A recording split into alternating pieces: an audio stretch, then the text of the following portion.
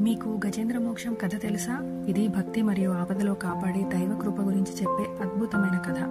గజేంద్రం ఒక పెద్ద ఏనుగుగా జీవిస్తుండగా ఒకసారి ఒక సరస్సులో నీళ్లు తాగుతుండగా ఒక ముసలి అతని కాలు పట్టుకుంది.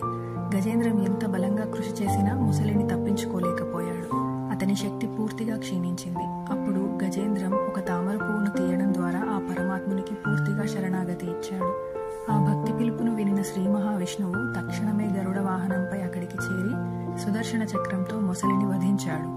గజేంద్రానికి విముక్తి ఇచ్చాడు. ఈ కథ మనకు ఒక మంచి బోధ అందిస్తుంది.